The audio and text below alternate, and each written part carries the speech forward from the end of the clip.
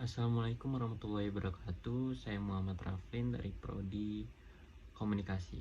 Di sini saya akan menjawab soal-soal ujian tengah semester untuk mata kuliah dasar-dasar jurnalistik.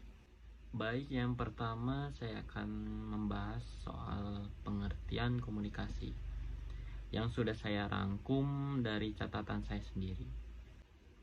Komunikasi itu berasal dari kata komunis, yang berarti mendekatkan atau membangun persatuan antara dua orang atau lebih. Dalam Kamus Umum Bahasa Indonesia mengatakan bahwa komunikasi adalah hubungan komunikatif, garis, alat komunikasi, berita, pemberitahuan, dan sebagainya.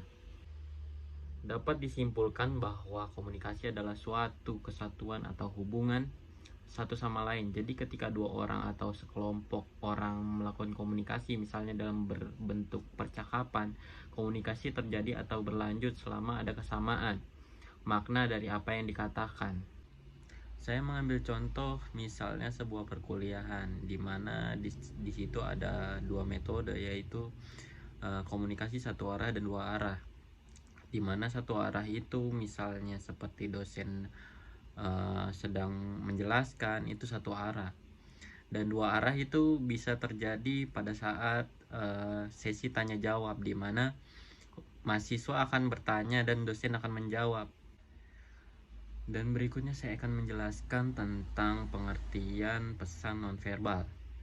Pesan nonverbal adalah proses komunikasi di mana pesan disampaikan tidak menggunakan kata-kata tapi berupa simbol yang sudah disepakati oleh antar individu atau kelompok. Komunikasi nonverbal ini sangat berpengaruh untuk metode pembelajaran jarak jauh. Uniknya dapat terjadi di aplikasi Zoom. Mungkin pada saat technical meeting, kita dapat menggunakan fitur-fitur emoticon atau fitur melambaikan tangan sebagai isyarat ingin menjawab atau ingin absen lah, misalnya. Selanjutnya saya akan menjelaskan tentang komunikasi yang efektif.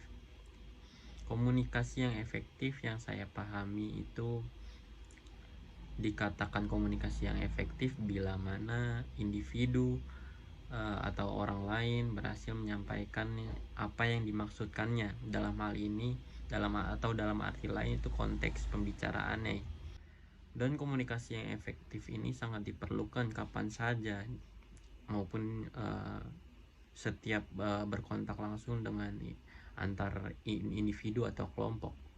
Dan alasannya kenapa kita sangat memerlukan komunikasi yang efektif itu agar terhindar dari sebuah kesalahpahaman apabila kita dengan individu lain berkontak langsung atau berkomunikasi, tapi hal yang dimaksud tidak sampai, itu akan terjadi sebuah kesalahpahaman.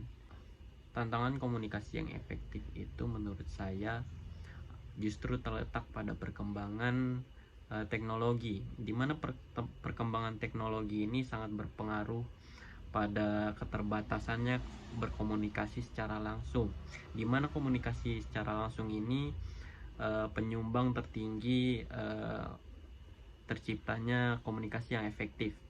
Sekian jawaban dari saya. Wassalamualaikum warahmatullahi wabarakatuh.